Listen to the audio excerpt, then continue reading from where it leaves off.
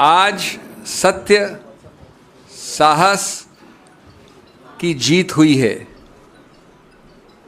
ये केवल राहुल गांधी जी की जीत नहीं है, लोकतंत्र की जीत है, संविधान की जीत है और आम जनमानस की जीत है।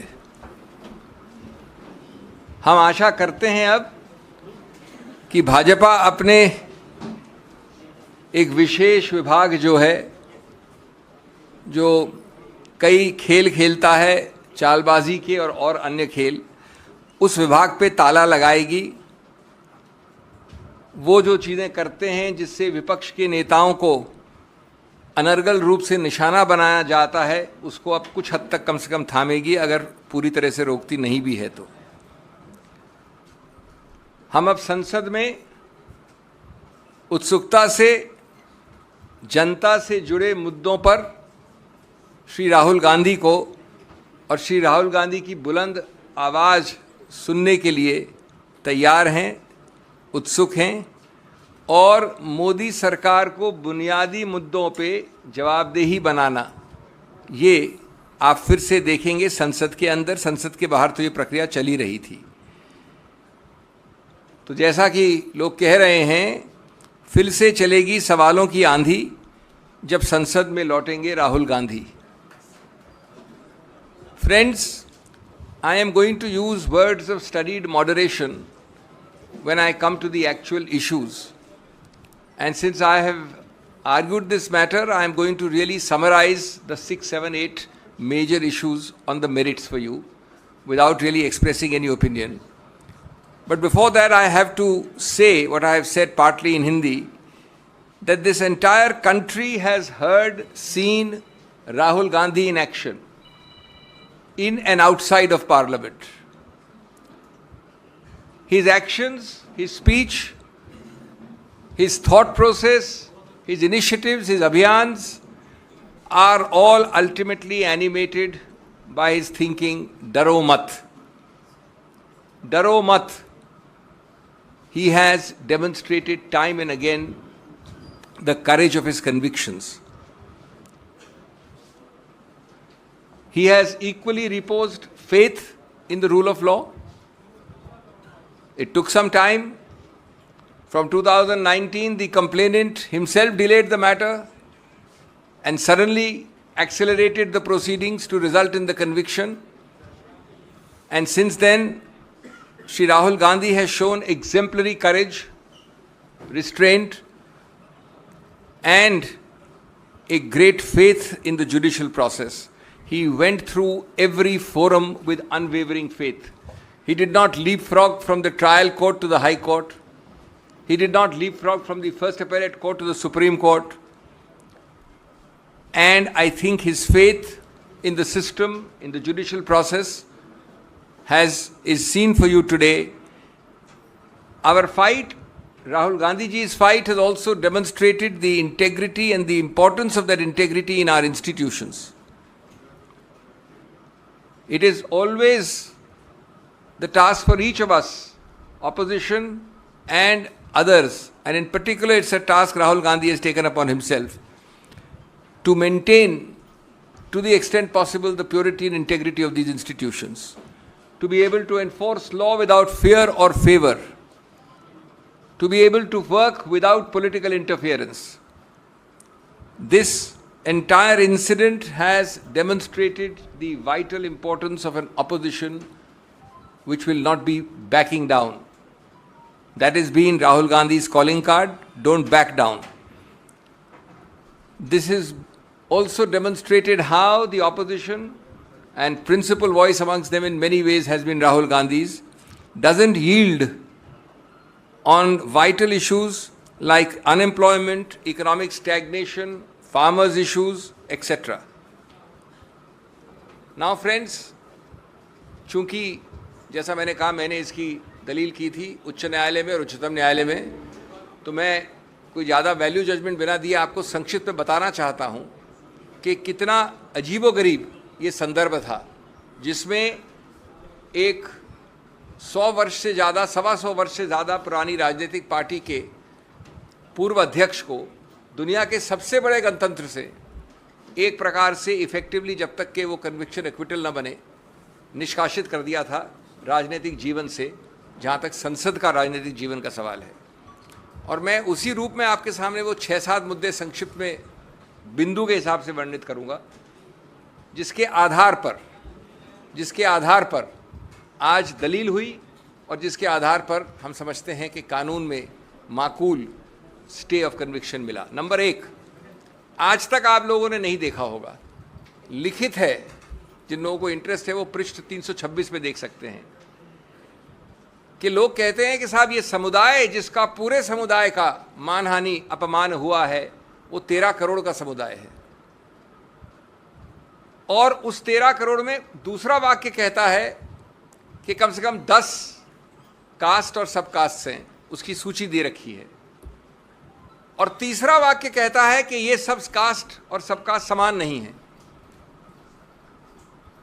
लेकिन चौथे वाक्य में कहते हैं कि जब माननीय राहुल गांधी ने ये वाक्य बोला तो ये पूरा 13 करोड़ का समुदाय, उसका कोई भी व्यक्ति उठकर ऐसी याचिका डाल सकता है। ये पहला, और ये उस कानून, उस सिद्धांत के विरुद्ध है दोस्तों, जिसमें लिखा गया है बार बार, एक केस का नाम है सुब्रमण्यम स्वामी, दूसरे केस का नाम है नरसिम्हन, कि आप ऐसी मानहानि की याचिका सिर्फ एक identified, frozen, limited, circumscribed class, एक ऐसा वर्ग जिसको आप परिभाषित कर सकें, उसके विरुद्ध वही वर्ग उठ सकता है। दैट इज, हमने पहला मुद्दा उठाया। दूसरा मुद्दा, माननीय उच्च न्यायालय ने एक बड़ा अजीबोगरीब वाक्य दिया है, पूरा एक पैराग्राफ इसके ऊपर लिखा है, जो ये दोनों चीज़ें आज तक नहीं हुई, 13 करोड़ वाली भी और जो अब मैं बोलने जा रहा हूँ। कहा है कि भाई ये मॉरल टर्पिट्यूड भी है, अत्यंत गंभीर है, अत्यंत भर्त्सना योग्य ऑफेंस है। तो मैंने विनम्रता से कहा उच्चतम न्यायालय को कि माननीय न्यायाधीश साहब, आज तक हमने ये नहीं सुना कि जिस ऑफेंस का सबसे ज़्यादा मैक्सिमम पनिशमेंट 2 वर्ष हो, उसको मॉरल टर्पिट्यूड भी कह दो और गंभीर भी कह दो और भर्त्सना योग्य भी कह दो। फिर हमने बताया कि इस पूरे आईपीसी में, जिसमें कि सैकड़ों ऑफेंसेस हैं, उनमें 22 ऐसे प्रावधान हैं जिसमें सिर्फ 22 जिसमें सिंपल इम्प्रिजनमेंट है। उन 22 में से एक है ये प्रावधान मानहानि वाला। तो विधायिका ने तो कभी समझा नहीं इसको इतना गंभीर। आप जो याचक हैं, कंप्लेनेंट हैं, उन्होंने बहुत ज़्यादा गंभीर बोल दिया और उसके ऊपर उच्च न्यायालय ने लिख दिया। तीसरा, ये बेलेबल है। बेलेबल का मतलब ये नहीं होता कि बेल मिल जाए, कि बेल मतलब होता है कि बिना कोर्ट जाए आपको पुलिस बेल दे सकती है। ये सिर्फ कम जघन्य अपराधों के लिए ऐसा प्रावधान होता है। नंबर 4, नॉन कॉग्निजेबल है। जैसा आप जानते हैं कि थोड़ा भी ज़्यादा अगर गंभीर या जघन्य अपराध है तो पुलिस अफसर बिना वारंट के आपको गिरफ्तार कर सकता है। नॉन कॉग्निजेबल मतलब होता है वो अपराध जो कम जघन्य हैं, कम गंभीर हैं, उसमें आपको वारंट चाहिए, आप जाके किसी को पकड़ नहीं सकते। और उसके ऊपर कंपाउंडेबल 2 तरह के होते हैं। एक होता है कि अगर हमारा झगड़ा हुआ तो हमने प्राइवेटली कंपाउंड कर लिया, 2 निजी रूप से इंडिविजुअल ने, स्टेट नहीं आता उसमें कहीं। दूसरा होता है कि आपको स्टेट की अनुमति चाहिए, स्टेट वाले ज़्यादा जघन्य, ज़्यादा गंभीर अपराध होते हैं। तो ये अपराध कंपाउंडेबल है 2 निजी व्यक्ति विशेष के बीच में। तो हमने पूछा कि आज तक कभी नहीं हुआ कि आपने जघन्य भी बोल दिया, भर्त्सना योग्य भी बोल दिया और गंभीर भी बोल दिया, एक ऐसी चीज़ के बारे में जो बेलेबल है, नॉन कॉग्निजेबल है, कंपाउंडेबल है, 2 वर्ष का है, सिंपल इम्प्रिजनमेंट है। तीसरा, 13 करोड़ का समुदाय मानहानि कोई एक व्यक्ति कर सकता है। ये कानून उच्च न्यायालय ने बताया, आपको, हमको सिखाया है नया। कोई अमुक व्यक्ति, केरला से कश्मीर, असम से गुजरात, लेकिन साथ साथ ये पूछा आपने, हमारी चार्ट में 13 ऐसे केसेस हैं। ऐसा कैसे हुआ भैया कि सभी के सभी 13 केसेस उस 13 करोड़ के समुदाय में से जो 13 केसेस फाइल हुए, सभी भाजपा के कार्यकर्ताओं ने किए? ये अजीब सा समुदाय है जिसमें सिर्फ भाजपा के कार्यकर्ता ही जगते हैं कंप्लेनेंट के रूप में।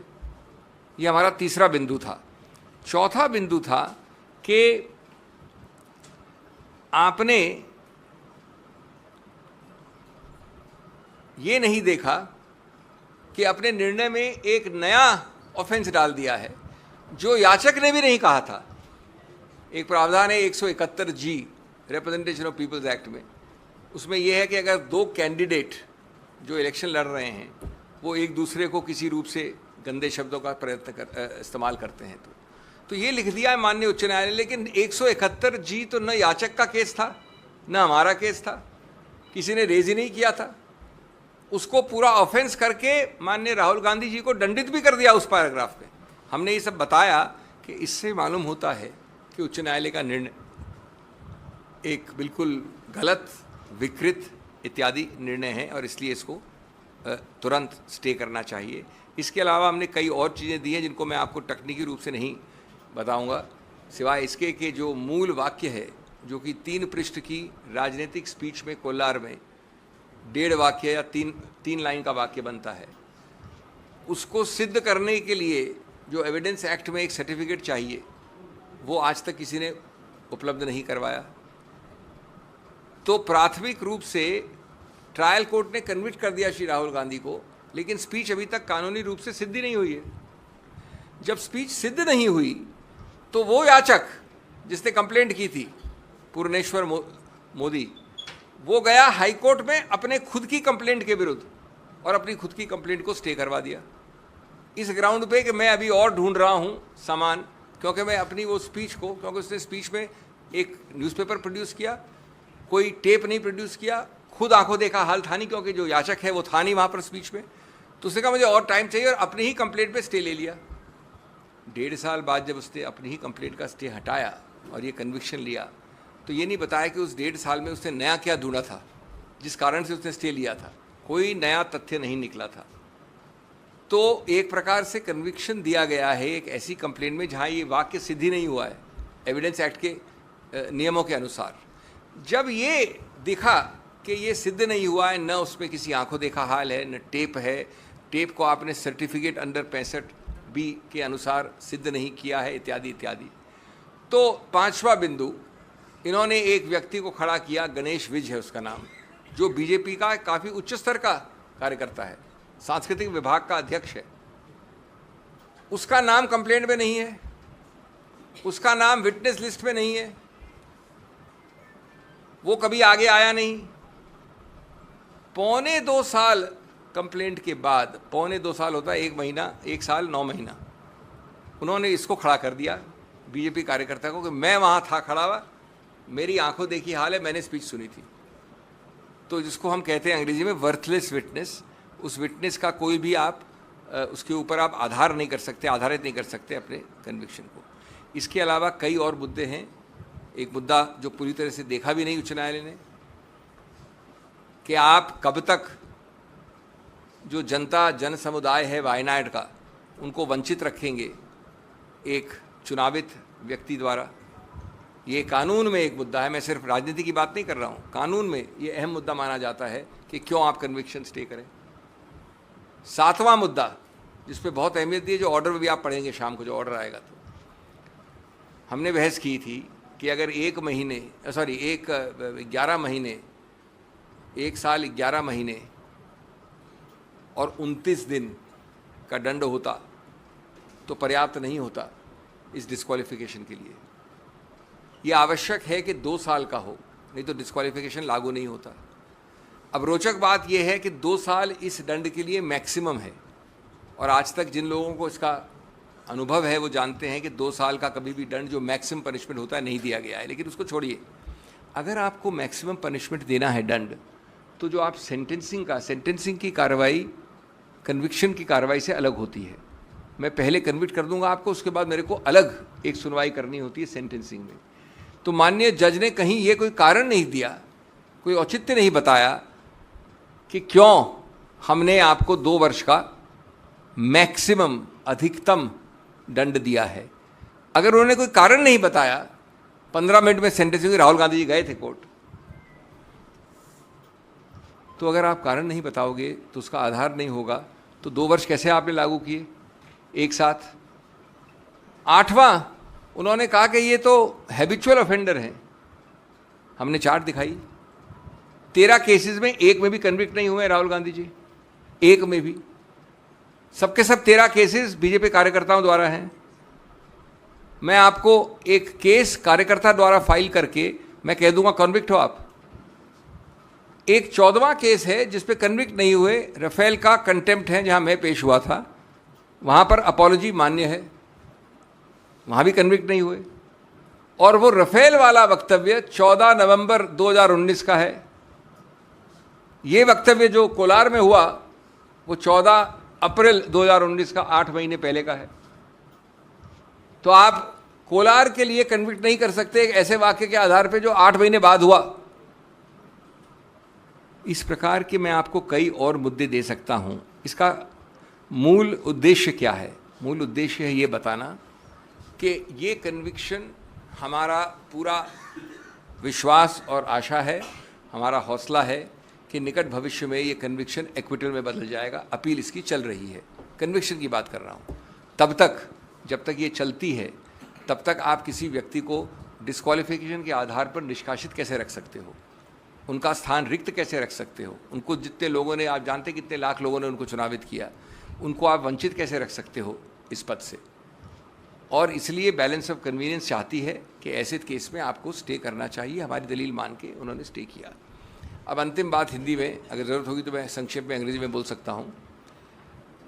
उसमें ऑर्डर जो शाम को आएगा उसमें उन्होंने 2 लाइन ज़रूर कही हैं कि अगर श्री राहुल गांधी को जो उच्चतम न्यायालय का आदेश है उसका आभास होता तो शायद वो और रिस्ट्रेंट रखते हैं। इसमें मैं आपको 2-3 चीज़ें विनम्रता से कहना चाहूँगा। आप मूल मुद्दे की बात करिए, जो कन्विक्शन स्टे है उस पर आप बात नहीं करना चाहते हो, इसलिए आप ये 2 वाक्य को ऐसे पढ़ रहे हो जैसे कि उच्चतम न्यायालय ने कुछ कहा है। मूल मुद्दा है कि आपने स्टे करना है कि नहीं कन्विक्शन को, और वो स्टे हो गया है। दूसरा जो ये जिक्र है इसका, उसमें ये लिखा है कि अगर ये राफेल वाला ऑर्डर पहले आया होता, ये तो हम दोनों की बात मानी हुई बात है कि राफेल का ऑर्डर 8 महीने बाद आया था, तो इसलिए उसका कोई लागू होने का सवाल नहीं उठता। बार बार निचले कोर्ट्स में भी ये प्रयत्न किया गया, सीधे या परोक्ष रूप से, कि श्री राहुल गांधी माफ़ी मांगे। आज की बात नहीं कर रहा हूँ मैं, निचले कोर्ट्स की बात कर रहा हूँ। क्यों? क्योंकि आपको उस पर राजनीतिक नंबर बनाने थे, आपको विकृत करना था, आपको पक्ष एक ऐसा रखना था कोर्ट के जनता के सामने जो गलत है। श्री राहुल गांधी ने बार बार कहा है कि वो सिद्धांत पे लड़े हैं। उनका बिल्कुल कोई रूप से ये इरादा नहीं था। इरादा वाला हमारा एक 8वां पॉइंट था कि जो प्रावधान है 499, उसमें इरादा चाहिए, बद इरादा चाहिए, गलत इंटेंट चाहिए। और इसमें एक बड़ा रोचक वाक्य है एविडेंस वाले का कि मुझे राहुल गांधी के बद इरादे के बारे में कोई ज्ञान नहीं है, कोई संज्ञान नहीं है, ये लिखा है उन्होंने, कंप्लेनेंट ने। तो हमने ये कहा कि जब ये है सिचुएशन तो आपको किसी रूप से ये कन्विक्शन स्टैंड नहीं होना चाहिए। हमारी दलील मानी गई, पूरी तरह से बहस दूसरी तरफ से भी हुई थी, इसलिए ये बहुत ही संतुलित ऑर्डर है। जैसा मैंने कहा, ये विजय है लोकतंत्र गणतंत्र की, लोगों की, सिद्धांतों की, संविधान की और कानून की। बहुत बहुत धन्यवाद।